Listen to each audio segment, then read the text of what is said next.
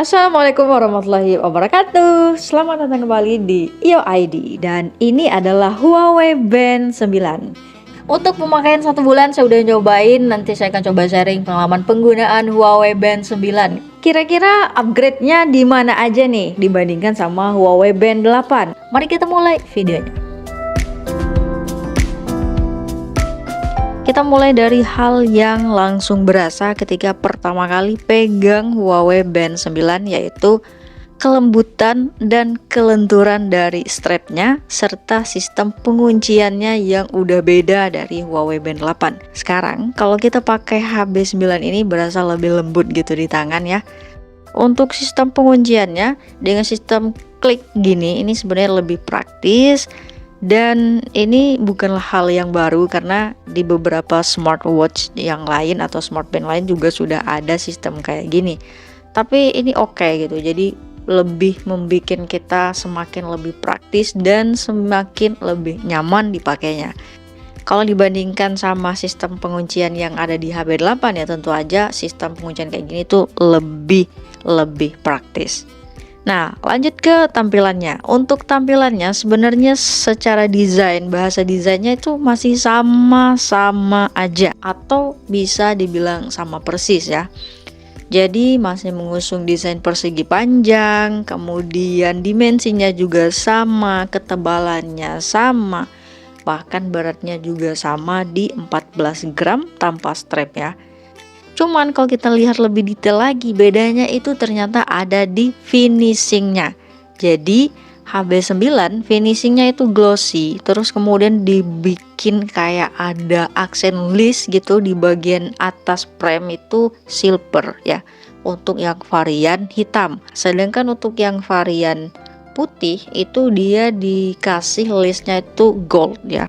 Ngomongin varian, jadi HB9 ini punya 4 varian. Ada black, ada putih, ada pink, dan ada varian silvernya.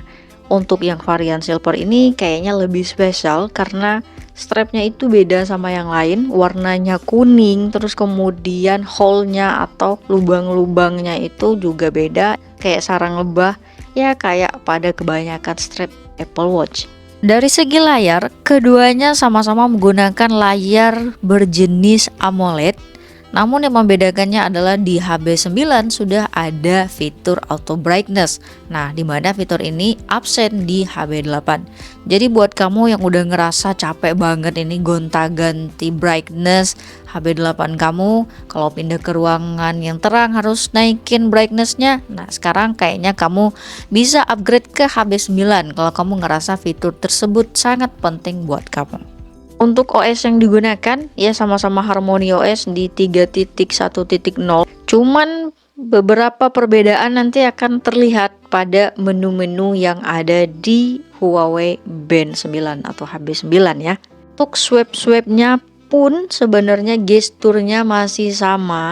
Jadi kalau kamu swipe dari atas ke bawah akan nampilin control center. Jadi ini pengaturannya. Ini juga sama jumlahnya, nggak ada beda sama HB8. Kalau kita swipe dari bawah ke atas masih juga menampilkan notifikasi, sama aja gitu sama HB8. Kalau kita swipe dari kiri ke kanan akan nampilin cuaca dan media control atau player control ya. Jadi ini sama HB8, nggak ada bedanya. Nah, bedanya ketika kamu swipe dari kanan ke kiri maka ada menu yang beda. Ada 2 buah menu yang beda. Ini menu yang pertama ini menampilkan seperti kayak keadaan kita ya. Jadi ini ada stres gitu ya. Tapi sebenarnya urutan menunya ini juga masih bisa kita setting. Mau ini diputar ke belakang terus atau mungkin mau tetap di sini, ini bisa kita putar. Dan isiannya ini kan ada SPO, ada detak jantung, ada stres ya, level stres. Ini bisa kita custom juga, mau diisi pakai apa gitu ya, tinggal ditekan tahan agak lama, nanti kita pilih bisa atur. Selanjutnya untuk menu yang kedua, ini menu untuk aktivitas. Jadi aktivitas kita kayak olahraga, langkah gitu, kalori, ini di sini semua. Selanjutnya selebihnya kesana lagi tuh sama aja. Lalu yang bedanya apa lagi sih? Nah, kalau misalnya kita bicara software, tadi Huawei Band 9 atau HB9 itu memang peningkatannya itu nggak kasat mata gitu. Huawei mengklaim, saya bilangnya mengklaim kenapa? Karena memang ini spesifikasi di atas kertas yang kita nggak bisa langsung ngerasain gitu ya, nggak bisa langsung ngelihat perbedaannya. Mungkin data-data dari perekamannya nanti yang akan bicara gitu, akurasinya mungkin meningkat, tapi itu memang tetap masih harus kita buktikan. Yang jadi permasalahan di sini, kita nggak punya tolak ukurnya, ini yang misalnya akurat, yang ini nggak akurat gitu, itu belum ada. Jadi pengetesannya agak susah menurut saya di sini. Dari pengetesan saya untuk langkah HB9 itu kurang lebih lah sama HB8. Kalau misalnya kita bawa motoran, nggak ada penghitungan langkah. Untuk HB9, saya pernah nyoba, misalnya kita nih tangan nggak gerak, tapi kaki gerak, dia tetap bisa ngitung bahwa kita tuh ngelangkah. Ya, tapi memang untuk hitungan jumlah langkahnya itu memang nggak 100% tepat. Jadi ada selisih beberapa langkah gitu, tapi nggak nyampe 10. Kalau saya nggak salah kemarin itu nyampe sampai kayak 5 langkah lebih banyak atau kurang dikit gitu. 70. Kita lihat lagi, dia nambah ya ternyata, walaupun tangan saya tetap stay, kaki yang jalan.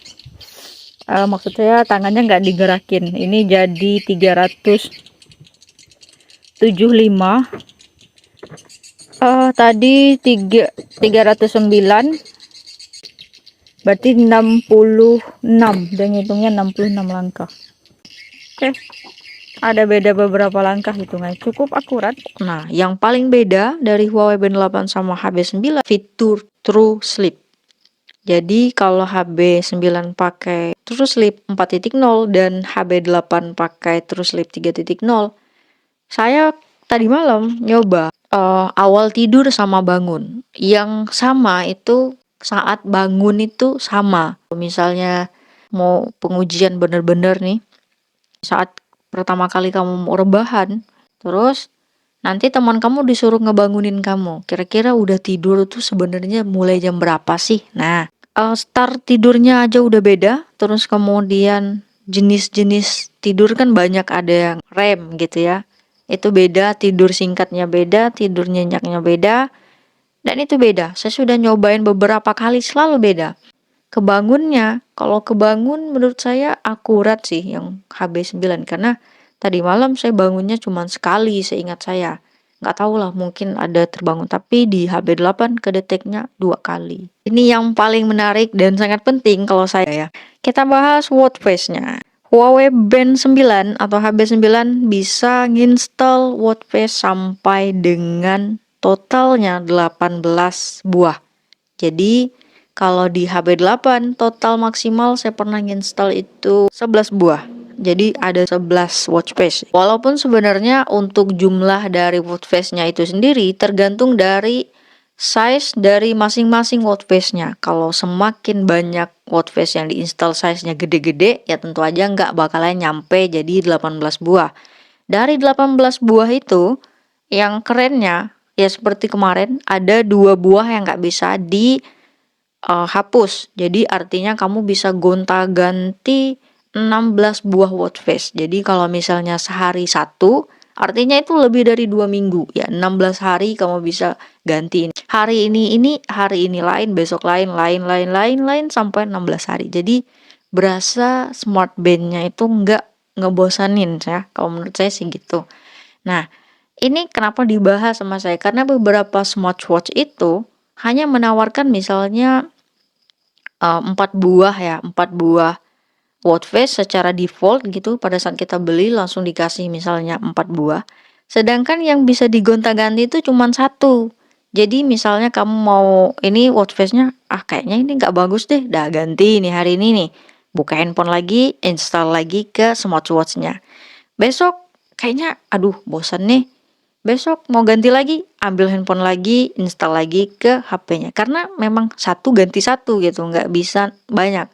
Kalau kita sekali install itu bisa langsung berapa tadi? 16. Jadi mau diganti 16, oke. Jadi ini lebih praktis karena kita langsung bisa on the go gitu. Jadi mau ganti-ganti watch face-nya itu nggak perlu buka handphone lagi, tinggal pilih aja langsung dari smartwatch-nya. Menurut saya sih itu penting ya, karena kalau kita ngomongin smartwatch, salah satu daya tariknya ya itu bisa gonta-ganti watch face-nya. Apalagi kalau kita ngomongin beberapa buah watch face itu memang menampilkan data beda-beda. Misalnya ada yang bisa menampilkan langkah, kalori itu bisa ya. Terus ada yang hanya jam doang sama tanggal. Nah, itu kan beda-beda. Jadi mungkin selera orang beda, terus kemudian mungkin ada yang mau pakai fotonya, ada yang mau diisi sama wallpaper yang lucu-lucu juga bisa gitu kan. Bayangin 16. Di HB8 saya pernah nyoba, kalau saya nyobanya maksimal di 11 karena mungkin itu ada yang besar, ada yang kecil size dari watch face-nya, tapi 11 pun sebenarnya itu udah banyak. Karena kan berarti 11 ada 9 yang bisa digonta-ganti. Ngomongin watch face lagi, untuk ketersediaan watch face di aplikasi Huawei Health itu banyak banget. Yang udah ada AOD dedicatednya atau AOD spesialnya juga ada, banyak. Terus kemudian yang gratis banyak, yang berbayar pun ada. Jadi kalau kamu mau beli, saya kemarin udah cek cara belinya itu harus pakai kayaknya kalau nggak credit card, debit card gitu ya. Dan saya nggak nyoba karena saya nggak punya credit card dan saya males kalau harus masukin debit card, jadi ribet.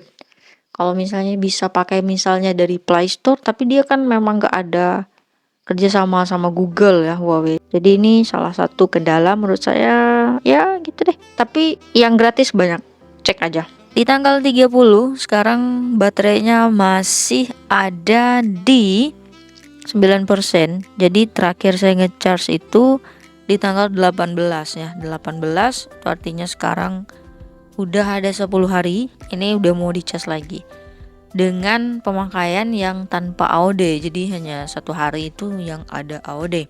Menurut saya ini sekarang lebih hemat ya dibandingkan dengan HB8. Kalau menurut saya sih, nggak tahu nanti kedepannya gimana, karena ini baru penggunaan sebulan. Jadi ini baru penggunaan sebulan dan baterainya terbilang awet. Walaupun sebenarnya untuk klaimnya Huawei ya di atas kertas itu di pengujian mereka HB8 sama HB9 tuh sama-sama aja. Jadi untuk penggunaan standar itu bisa mencapai 14 hari.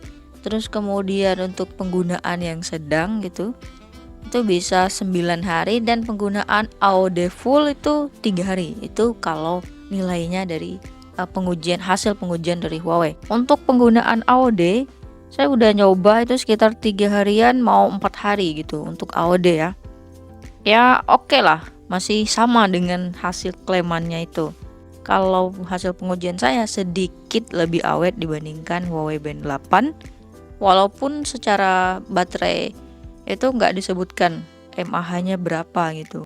Dan untuk ukurannya, ketebalannya juga sama sebenarnya dengan HB8. Itu yang bisa saya sharing dari pengalaman penggunaan selama 1 bulan. Jadi kalau saya nih pribadi ditanya perlu nggak sih upgrade? Saya suka sih sistem kuncian strapnya gitu. Sama kalau yang glossy saya nggak terlalu suka, karena glossy itu kan juga mempermudah penempelan sidik jari, jadi mudah kotor smartband kita. Kalau kamu misalnya sudah punya HB8, kayaknya kamu nggak ngerasa fitur auto brightness itu penting banget buat kamu, kayaknya nggak usah upgrade deh. Karena yang paling terasa menurut saya adalah auto brightness-nya. Yang lain kan software gitu, kita nggak tahu hasilnya, akurasinya gimana. Dan Huawei pun mengklaim bahwa device ini tidak bisa kita jadikan sebuah tolak ukur atau rujukan kesehatan kita. Tetap aja ini hanya sebagai kayak peringatan aja gitu. Jadi kalau ada apa-apa tetap harus periksakan diri kita ke pelayanan kesehatan. Sekian dulu video ini, terima kasih buat kamu yang sudah nonton. Kalau punya kritik, saran, pertanyaan, bisa tulis di kolom komentar. Tapi ingat harus dengan bahasa yang sopan. Sampai jumpa di video berikutnya. Semoga kita bisa berjumpa dalam waktu yang cepat, karena akhir-akhir ini saya jarang upload video. Sekali lagi terima kasih banyak supportnya. Chelsea pamit. Wassalamualaikum warahmatullahi wabarakatuh. teruslah berkarya dan jadilah bermanfaat.